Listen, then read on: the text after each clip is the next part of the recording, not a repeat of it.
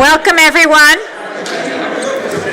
to the third annual Shaping Justice Conference. I am so happy and proud to see so many students, faculty, and staff here committed to public service and social justice. I think, as everyone in this room knows, it is not automatic that progress happens, that change happens for the better, that justice increases in the world. We might think that the arc of justice, the arc of the universe bends toward justice, but it doesn't do that without people bending it that way. And so this event is a celebration of the conscious striving toward increased justice. This is an event that sustains all of those who are striving, and it serves as a call for more people to join, for more commitment of those who are already engaged. I want to say thank you to the Public Interest Law Association, the Public Service Center, and the Program in Law and Public Service for the successful collaboration that creates this conference. Thank you also to all those in the law school staff, students, and faculty who make the event possible, and those of you from the law school community, the larger university, our city of Charlottesville and surrounding areas, and those of you who have come from far afield, especially those who have come to participate in panels and come back to the law school. It's really a pleasure to have you here to talk about such urgent, compelling, and important issues as gun violence, immigrant rights, incarceration, and so many more. Today's speaker is directly involved and leading the conversation on issues of criminal justice, and he continues our streak of keynote speakers who are talented, innovative, and dedicated lawyers on the front lines of social justice. So it is my distinct pleasure to introduce Philadelphia District Attorney Lawrence Krasner. Oh, I'm not done. You sit down. Anyone who has seen me give an introduction before knows I'm just getting started. You thought I was done. That was just the preliminaries. Okay. Larry Krasner attended the University of Chicago, where he studied Spanish and literature, and then Stanford Law School, where he served on the law review and did clinical work defending indigenous rights, the homeless, and the indigent in criminal matters. Upon graduation in 1987, he returned home to serve in the Defenders Association of Philadelphia, followed in short order by a move to the Federal Public Defender's Office. In 1993, Larry opened his own practice, Krasner and Associates, to offer criminal defense with an emphasis on civil rights and police misconduct cases, beginning a 25-year career in defense of social justice activists, trying thousands of cases.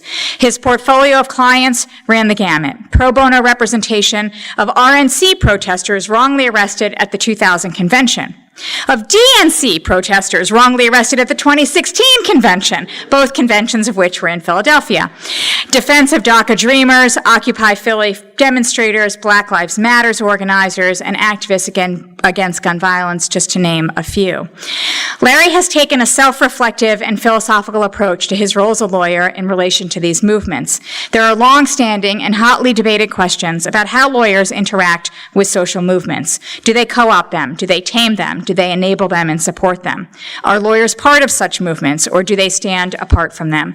These are questions that lawyers in the public interest, lawyers in the social justice movements have had to answer for some time. They're questions I've thought about as a scholar, and they're questions that Larry has thought a lot about in the trenches.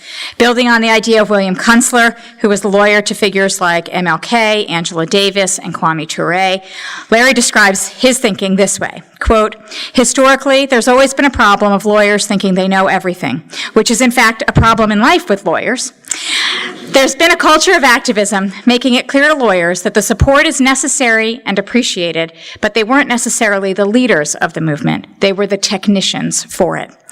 Against the backdrop of Larry's lifelong work in criminal defense and approaches to his work like this one as a technician for social movements, Larry's recounted the story that the staff at his firm burst into laughter when he said he wanted to run for district attorney. They thought it was a joke. It wasn't, as we all know.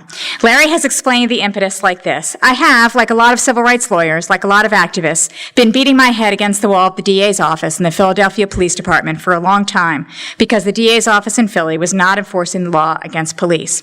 Somebody had to do it. Larry's 2017 campaign garnered national attention, highlighting a movement that has come to be called progressive prosecution. This is the idea that we must reallocate state resources and power to transform traditional criminal justice.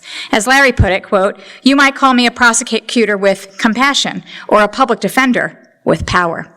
Using that power means approaching the mechanisms of criminal justice in particular ways, including proportionate charging and sentencing, ending cash bail, curbing incarceration rates, and expanding accountability and transparency in police enforcement.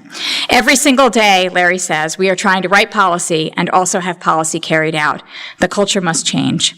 Larry's successful bid and his first year in office were not without difficulties, but that was the task that Larry set for himself, and it is one that he has taken up with gusto and much success. We are so honored to have him as the keynote speaker for Shaping Justice, for that is most certainly what he has done his entire career, not only seeking, but also shaping. It is what he is doing now and what he no doubt will continue to do for many decades to come. Please join me in welcoming District Attorney Larry Krasner. Now you can come up.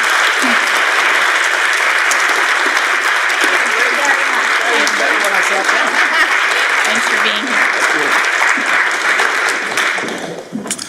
Well, thank you for all of that excess applause and giving me credit for a movement, which is how this usually works out. Lawyers taking the credit.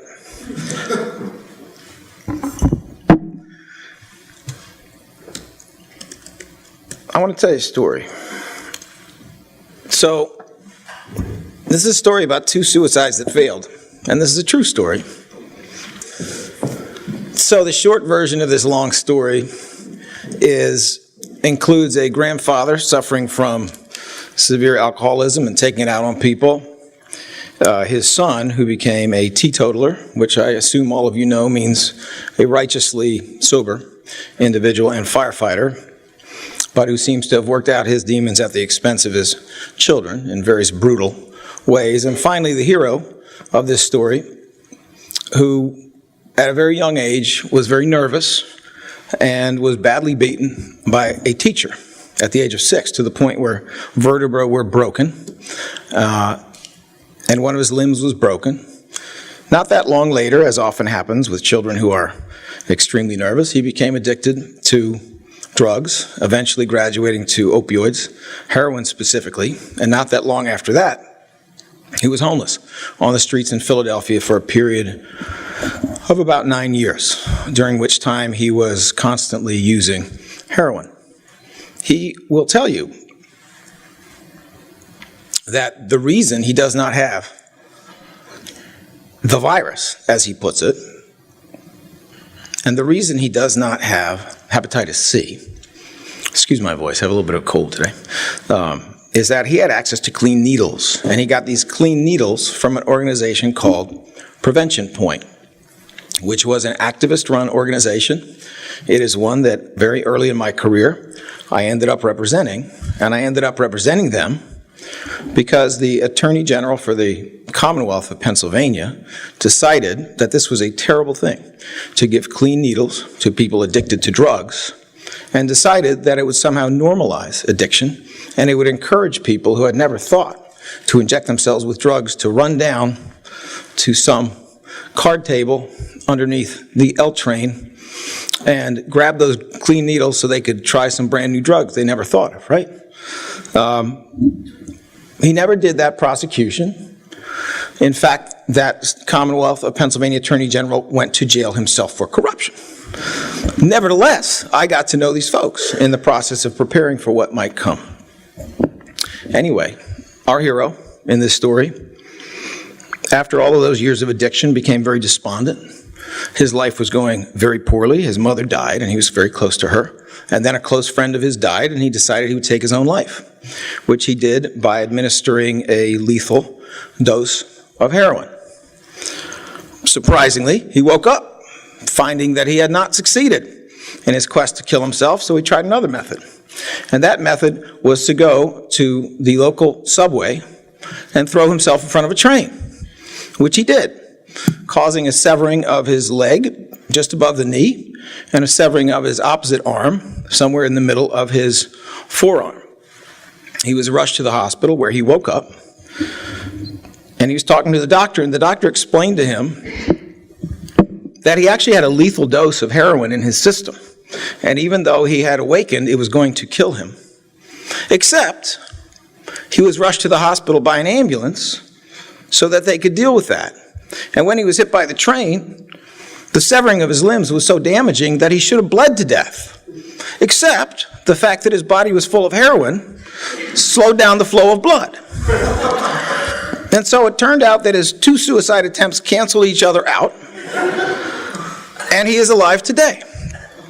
And he is not only alive today, but he has spent most of the last 12 years sober, no longer using heroin. He has survived these various terrible moments in his life. I do not encourage you to do any of this behavior. I think it's all very dangerous and you should not do it.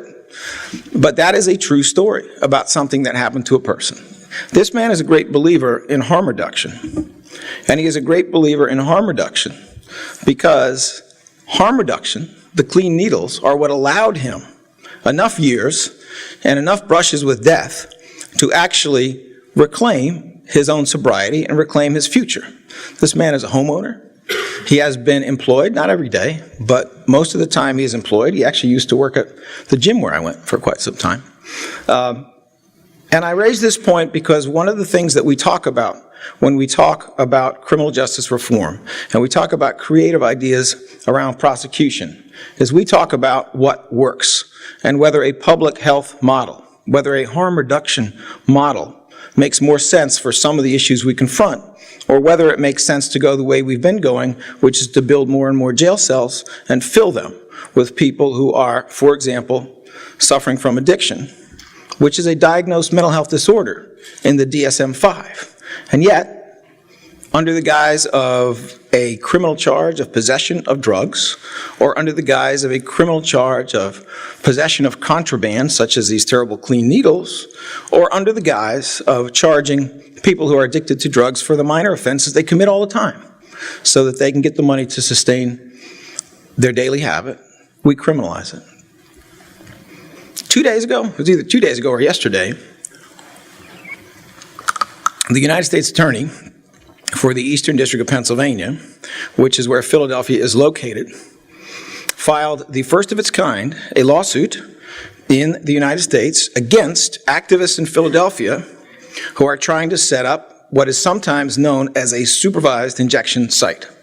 It's something that I would call a harm reduction center, but it's sometimes known as that. This is an effort to get a declaratory judgment under civil enforcement methods so that a U.S. District Court judge in Philly can tell these activists and these idealistic doctors and these idealistic med students and the former governor of Pennsylvania, who, by the way, is involved, that they should not be setting up a location that is a supervised injection site. Now, so you understand what a supervised injection site is, I have had the opportunity to go to Vancouver, where they have been doing them for 15 years.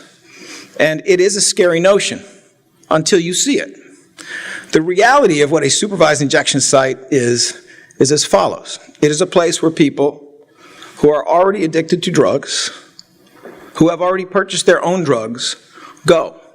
So that rather than shooting up behind a dumpster alone, or shooting up in some flop house alone, they can shoot up in a place where they will be observed.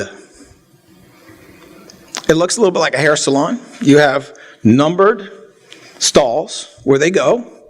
They are open stalls so that volunteers and medical personnel can watch them, and they go and they take their own drugs. In some of the better ones, there is a spectrometer where you can take your bag of white powder that contains God knows what, but probably an unholy combination of extremely volatile fentanyl and heroin, and then maybe some drywall dust or some various baby products that are put in there. You can see that, and you can figure out whether the dosage is 10 times as much as you can bear, or it's a dosage that you can take because your tolerance is there.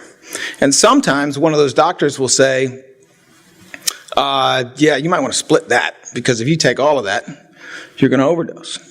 The doctors do not inject them. They do not provide the drugs.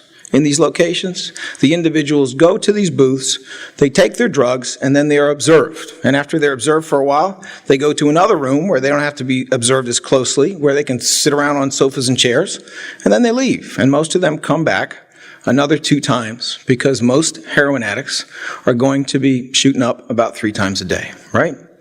And what do they do in these locations if someone starts to have problems? Well, first of all, the issue with this particular drug is that it suppresses your breathing. And most of the people who die, and we had 1,200 people die in Philadelphia last year, which is down from what we thought it would be. But we had 4 people die a day in Philadelphia last year. What they do is they look to see if you are nodding off. And if you start to fall asleep, especially if you're falling asleep in a way that might obstruct your windpipe, or if your breathing seems to be too repressed, they do this terrifying thing. They rub your shoulders. If that doesn't work, they do the sternum thing. They rub your sternum. And if that doesn't work, they may move your body position, move this arm, shake you a little bit to wake you up. And if that doesn't work, then we get really medical. They bring out an oxygen tank and they give you some oxygen. And if that doesn't work, they get out naloxone, which is a chemical that will wake you up. Make you feel real bad too, but it will wake you up. This is a chemical that in Philadelphia right now, almost all police officers carry, and almost all of our librarians have it as well, because so many people suffering from addiction are going into libraries to have a place where they can sit, where they can use a bathroom, etc. And we have this traumatic situation where all these librarians have to run out on the lawn and save people.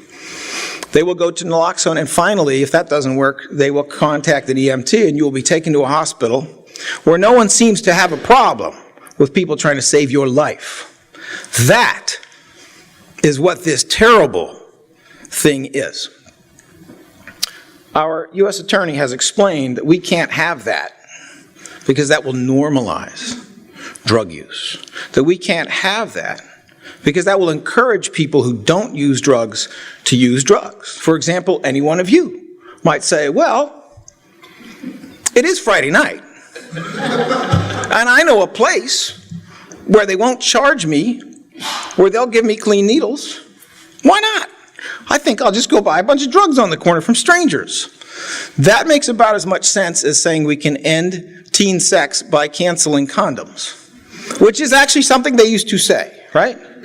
That's about how much sense that makes. And yet, here we have, in his full-throated glory, an appointee of our current president who is ready to go after these terrible people for doing this thing.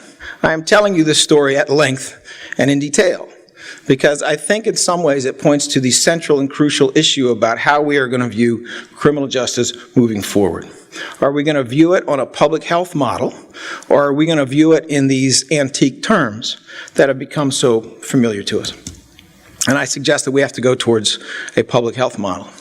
The number of people who have injected drugs in Vancouver, to the best of my knowledge, is about, well, I shouldn't say number of people. Number of injections is about 3.5 million. The number of overdoses is in the hundreds. The number of deaths after 15 years is 0.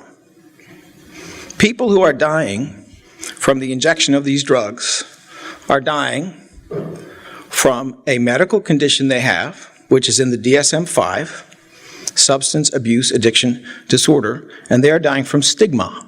They are dying from the fact that we make them do this behind a dumpster.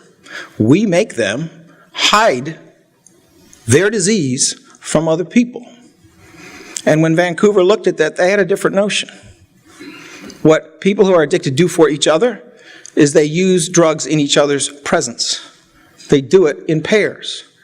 At least a lot of the time they do. And hopefully, if they haven't both shot up at the same time in some kind of disastrous way, one is there to wake up the other. One is there to do exactly the same things we're talking about.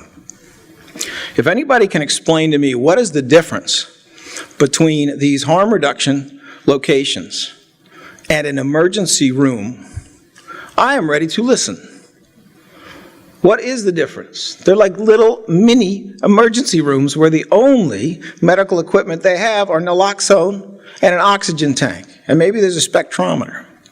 Why is this illegal? Well, the reality is this kind of stuff is illegal because it sounds scary, because people don't understand that all you're going to do is have your shoulders rubbed, have somebody wake you up, have somebody be there to keep you alive.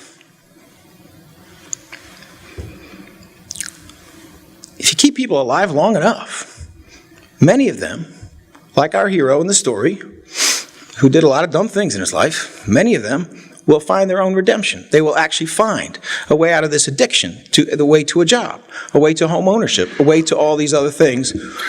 Or we could just put them in a jail cell. Do you know what happens when you put people who have addiction to opioids in a jail cell?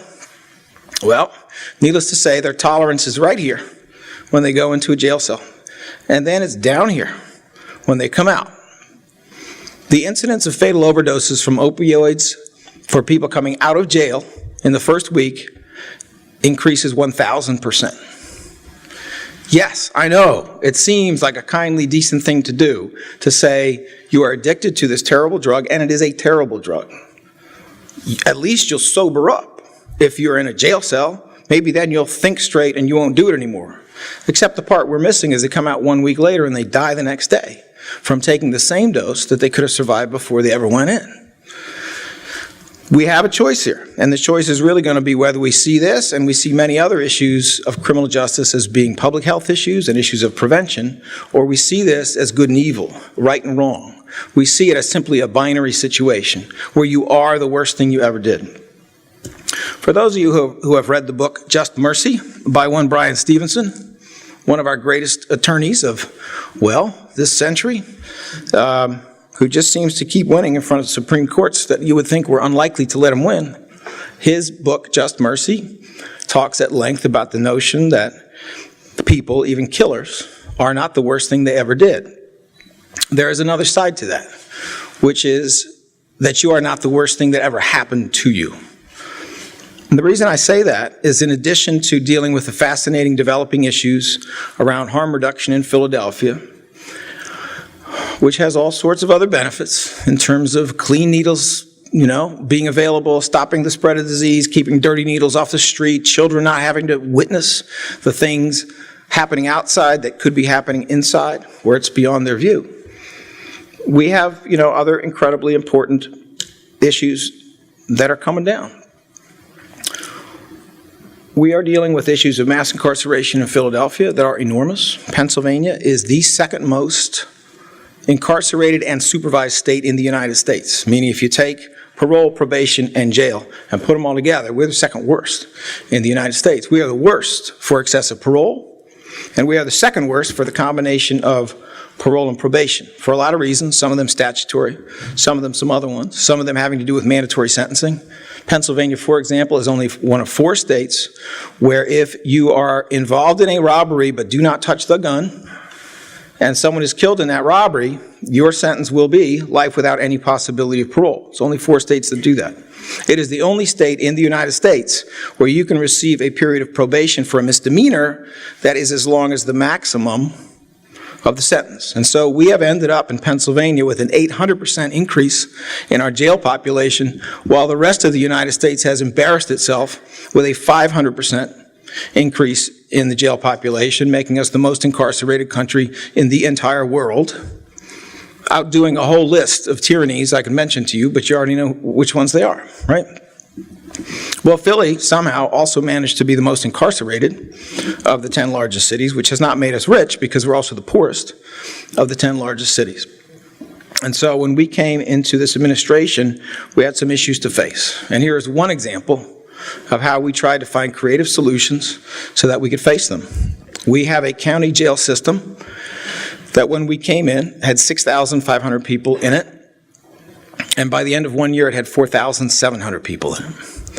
The way that number reduced in very large part was by coming up with a bail policy. And now what I want to talk to you about is a notion of progressive federalism, as they call it, meaning when your national government ain't got no sense, and your state government ain't got no sense, maybe people in your municipality should have some sense. So Pennsylvania is, at the moment, controlled by conservative people. And those conservative people who are mostly in rural areas, and I love rural areas, but Philly has a different reality when it comes to criminal justice. They love their professional bail bondsmen. They love them because those people donate a lot of money, because those people make a lot of money off of the process of getting you out of jail. We are not going to see a statute in Pennsylvania anytime soon that says you can't use cash, that you have to use other means of holding people in jail. For 30 years, Washington, D.C. has had a no-cash bail system. And so that you know, what that means is you're either held, and it doesn't matter how rich you are, you ain't getting out. So, you know, Mark Zuckerberg, don't do something terrible here because you're still not getting out. Or you're getting out, no matter how broke you are. This is not going to be about money, because as soon as it gets about money, you start to have prisons that are for the poor, right? And that system has worked for 30 years. It has worked well for 30 years. 88% of the people who are arrested are released. 12% of the people who are arrested are held. And when you look at what the 88% who get out do, yes, they go to court. No, they don't commit a bunch of new crimes. They do commit some, of course. Some of them don't show up, of course, but that's true of every system. And very, very few of them commit violent crimes while they're released. It is generally recognized across the country as a successful system. The idea has now spread to New Jersey and Kentucky and various other places. But we couldn't do that in Pennsylvania because we have zero capacity to talk sense to our legislature, especially when their pockets are full of professional bail bondsmen's money. So we decided in Philly that what we would do, and Mr. Hollander, who's sitting right here, a proud graduate of your institution, both undergrad and law, was instrumental in this. We decided that what we would do is we would look for 25 offenses that were relatively innocuous, where we would have a presumption that we don't ask for any cash to get out of jail, right? And that would be our recommendation as DAs to the bail commissioner. Bail commissioner could do what they want, but we were hoping we'd be persuasive and they would go along with it. Those offenses were nonviolent. They did not include any sex offenses. They did not include felon in possession of a firearm. And they did not include high-dollar, white-collar offenses. The way we found these offenses is some of our tech-savvy people found that this particular group of 25 not only met those criteria, but that historically bail commissioners had been giving bails that required $1,000 or less to get out. So working people got out because they could scratch that money, rich people got out, totally broke people didn't get out. They might very well only have to pay $100. But because they didn't have it and because they couldn't get it, they would be stuck in a jail cell that would cost the taxpayer $135 a day. And they would be stuck there until they went to a court date where they might not even be looking at jail time. And that's what would happen. It was, straight up, a system that locked up poor people for things that we thought were not serious enough to require real bail. So we did it. And surprisingly, or maybe not surprisingly, the judges and bail commissioners went along with it. And we saw the most precipitous drop in our county jail population that we have seen in a very long time. 6,500 at the beginning of the year, 4,700 at the end of the year. If you want to start quantifying that, what that means to a taxpayer, assuming about $50,000 a year to keep somebody in a jail cell, well, you can do the math. And I think you'll figure out pretty quickly that that's a whole lot of savings. We have now gone back, and we're going to have an announcement in a couple weeks. We have allowed academics to come in to see whether the freedom of these individuals has cost us something, meaning has that freedom resulted in the deaths of people, some spike in crime? Have all the things our detractors said would happen happened? Is the city on fire? Are zombies running the street? Did somebody steal your cat? Did all of that happen? And did all of these people run off laughing because they would have come to court if they paid $100, but they're not coming now? Well, I can tell you, which really is the logic that they were pushing. I mean, it is the premise, the fundamental premise of having people pay bail, is that to get their money back, they'll come to court no matter what, right?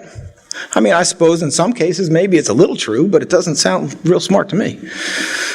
The news is going to be good, and the news will be out in a couple weeks, and it will not just be our analysis, it will also be the analysis of academics who have looked at it. We have our problems in Philly. We probably will for a very long time. But the fact is that last year, crime in Philadelphia was flat. Violent crime was down 5%.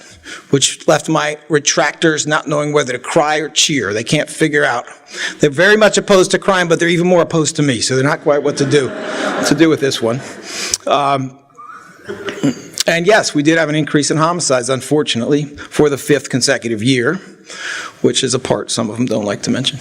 And we did have some increase in shootings, which is extremely concerning and has to be a crucial focus for us. But that is what happened with that.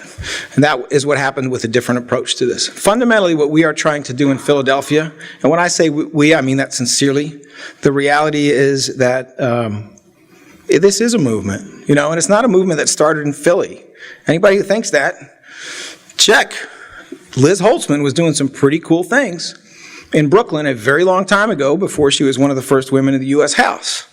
Dan Satterberg, who is a Republican in Seattle, has been doing some pretty good things, sometimes led by the public defender, frankly, but has been doing some pretty good things there as the chief prosecutor in an office where he's served for 25 or so years, for the last 6 or 7 years.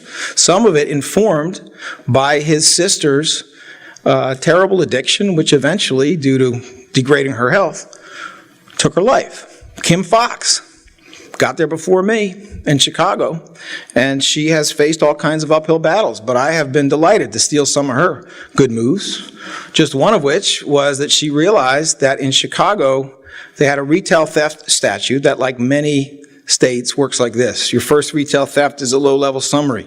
Your second one is a misdemeanor. And your third one, oh my goodness, is a felony, right? So when they looked more deeply at that, they realized that the jails were clogged with something like 80,000 people over 2 years for retail theft offenses. And she decided, I have the discretion. I don't have to charge these as misdemeanors, and I don't have to charge them as felonies. I can just charge all of them as summary offenses, which will keep people out of jail, and we can put those saved resources into other things to address the underlying issues like poverty, like addiction. We can try to route this money somewhere else. And so she did that, and we did the same thing. We decided that was something we wanted to do. I think that was a good idea. There are other people in this movement. We have new ones. Wesley Bell in St. Louis County, which is where Ferguson was. Wesley Bell, who beat somebody he was never supposed to beat by 13 points with almost no union support because the people in that area were fed up and they had had enough, and they viewed these criminal justice issues in Ferguson and around Ferguson differently than people thought they were going to see it. Or Rachel Rollins in Boston, who just won. And then there's Aramis Ayala in Orlando. And then there are, and then there are, and then there are. The list goes on. This is a national movement. It got here long before I ever showed up. In fact, we all have our club. We all get together periodically. And some of us don't quite feel the same way on things like the death penalty as others. And some of us don't quite feel the same way on other issues. I mean, this year in Philly, we decided we were going to stop prosecuting sex workers. Why? You really just like picking on people? I mean, seriously, you're going to prosecute sex workers for what? Because they suffered trauma? Because they have drug addiction? Because they're being victimized? Because that's the only way you can help them? Well, some of us think we can find better ways to help people than giving them criminal records, locking them up, and then saying, now that you better go get a job with your criminal record, right?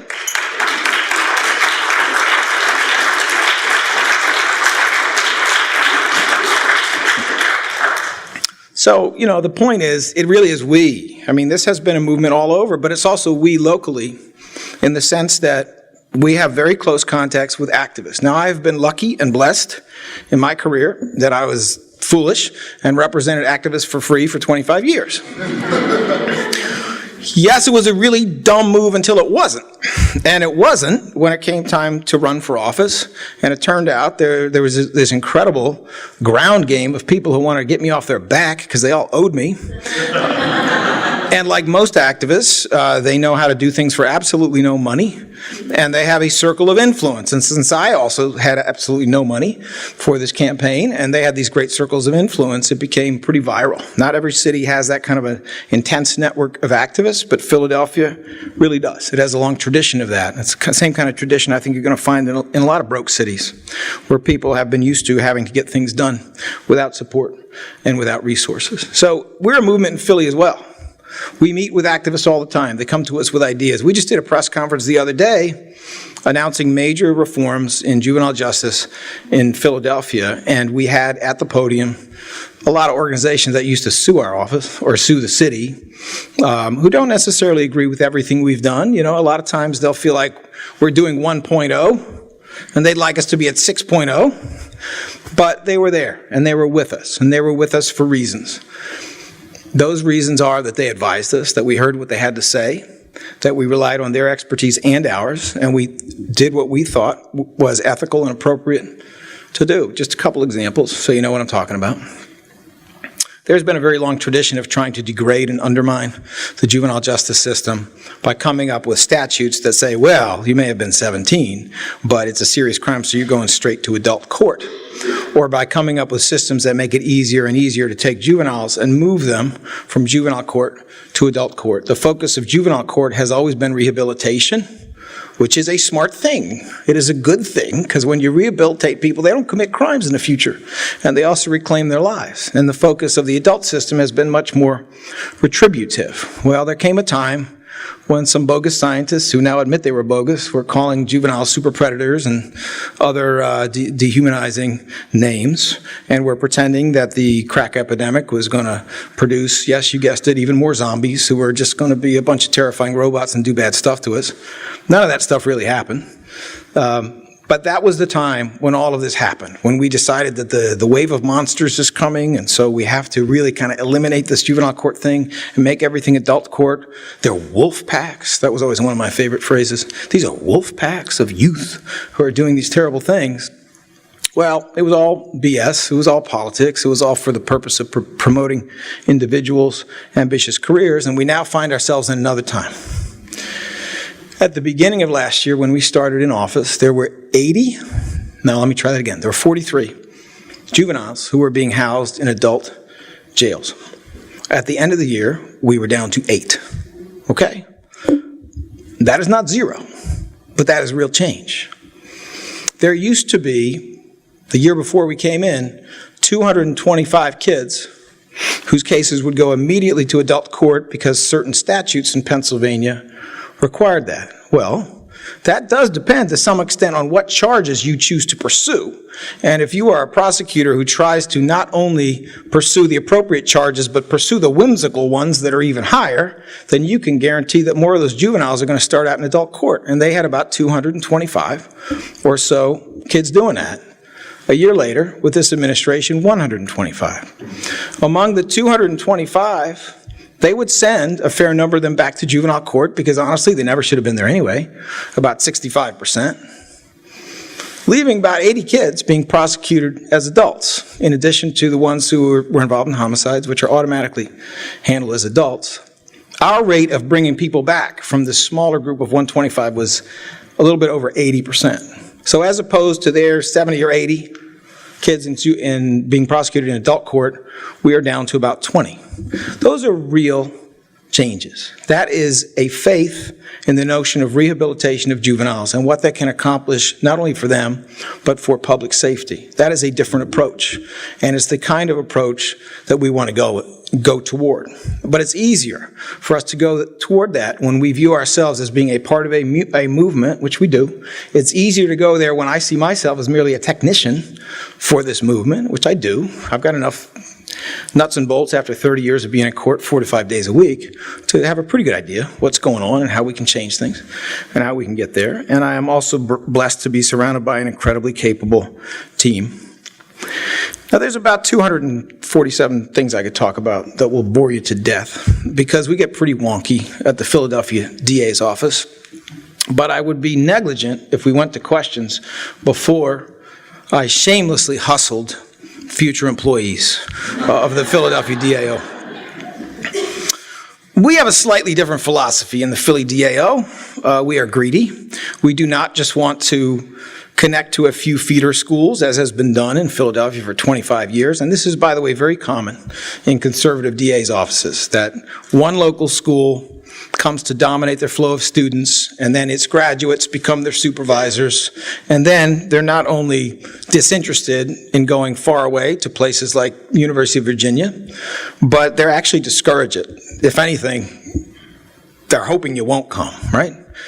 That is not our viewpoint. Our viewpoint is that we should have the absolute best, the brightest. We want a level of diversity in everything that is way above and beyond what you have gotten in Philadelphia, or you might have gotten in Chicago before Kim Foxx was there. And so we went this year on a tour of 20 schools that were top 20 rated and 5 historically black law schools to try to increase that diversity. What do I mean by that diversity? I mean geographical diversity. The DA's office never recruited in Texas, in California, in the Midwest, with the exception of one school, before we did. And I also mean life experience. We have people coming into our office next year who are ex-military intelligence, ex-COs, ex-police officers, ex-professors, who have had these incredibly amazing experiences in their life. We also have a bunch of people who are academically elite. I'm hiring people coming off of 2 and 3 years of clerkships, and they're at the circuit court level. We have people who are literally, right now, partners in major DC law firms who are contacting us who would like to come and be part of this thing, because this thing is really exciting. So I know that there are some of you who would rather actually be part of history than watch it. I mean, money's good. Money is a good thing. But money's not as good as being a part of history. And, you know, I was lucky when I came out of law school because we were facing this horrifying thing called the AIDS crisis, which was viewed at that time as being a plague. It was viewed as being incurable and fatal and mysterious and dangerous in its origin. And I got close to members of ACT UP early in my career, doing civil rights, doing criminal defense. And my wife got to know them as well because she was doing disability discrimination, and some of that overlapped with that kind of stuff. And so we got to be a part of the incredible progress and gains that have been made in dealing with the virus, in avoiding some of the terrible things that could have happened to people who were suffering from the virus at that time, in dealing with a movement to force Big Pharma to do research, to force presidents who refused to put money in that research to do it. And those people won, and we were part of that. That's really cool. That's even better than reading about it in the paper, right? Well, you right now are watching, well, not right now, but as you read the paper every day, you are watching the civil rights issue of our time, and that is criminal justice reform. If you don't think that it is important, that this is the most incarcerated country in the world, if you don't find it disturbing that they're having strikes in Los Angeles because public school classes are 40 kids and more, then you are missing the point. The point is that our resources to fix things that will make us safer, our resources to prevent crime, have been hijacked by politicians who built jail cells to get votes. That is what has happened. And the only reason we don't see what a crisis this form of incremental slavery is that they're all hidden. They're all stuck away in jails, different places. And we also don't see it because the media only recently wants to talk about it. Mostly didn't, because they made a lot of money off of selling papers that told nothing more than stories about terrible crimes, true stories, but true stories that fundamentally were a lie. What do I mean about that? So for 30 years, crime has gone down essentially every year. For the last 30 years. That is a fact.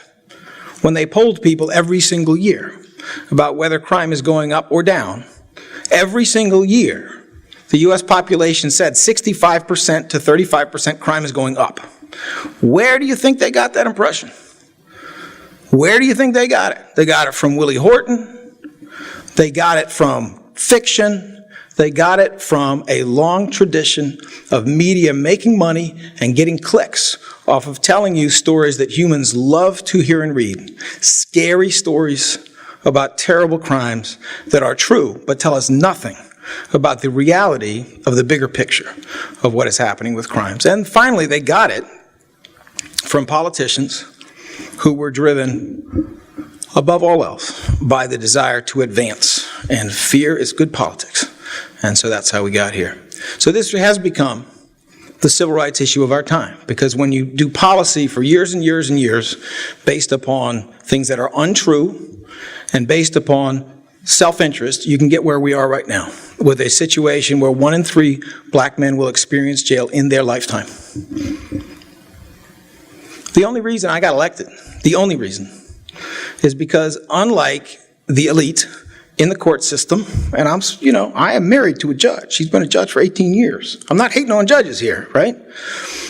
The elite in the court system don't get it. And the elite in politics don't get it. They don't get it. The fact is, young people in particular, millennials in particular, get it. I don't know how, but they do. It's not like they've all been to jail, but they get it. African American women get it. They get it because even if they haven't experienced it, their male relatives have. They get it. We have a tremendous disconnect between what the people want in terms of criminal justice and what the insiders think they want, because the insiders are doing what they do best, which is looking backwards for a path for the future. You can be part of the civil rights issue of your time. Or you can make a lot of money in a law firm, read the New York Times and hear about it. And then, honestly, you can also do wonderful things there in a pro bono capacity. Or with your donations to worthy candidates or something like that. You can do wonderful things there. So that is my shameless hustle to all of you, that if any of you, no matter how many years out of law school, should be interested in the Philadelphia District Attorney's Office, or maybe another forward-looking, progressive, and fascinating DA's office in the United States, you should think about it.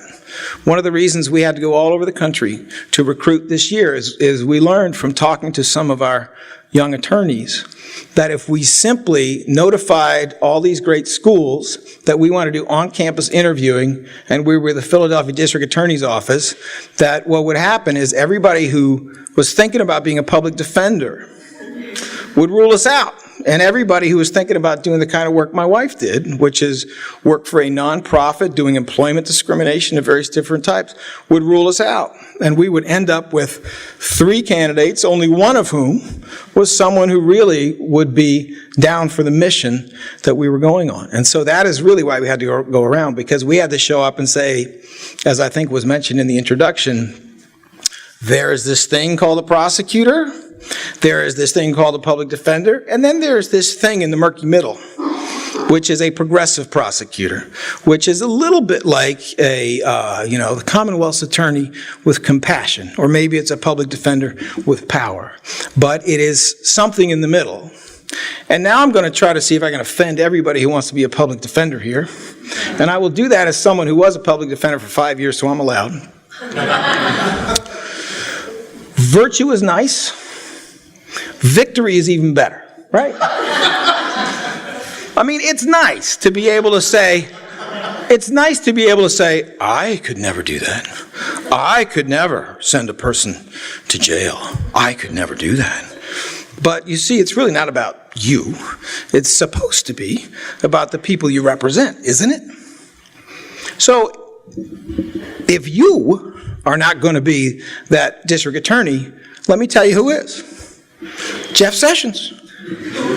He's going to be that district attorney. The opportunity cost of your virtue and your unwillingness to be uncomfortable with having to send some people to jail, the opportunity cost is that that district attorney is going to have the power to do terrible things to your client. What do you want? Do you want the virtue or do you want the victory? Do you want to feel comfortable or do you want to get down in this murky mess where I am and be uncomfortable with the decisions you have to make? I would respectfully suggest that your clients your clients, the ones you would represent as a public defender, would rather have you in the prosecutor's chair than the person you're going to let get in it if you don't take that chair away from them. All right.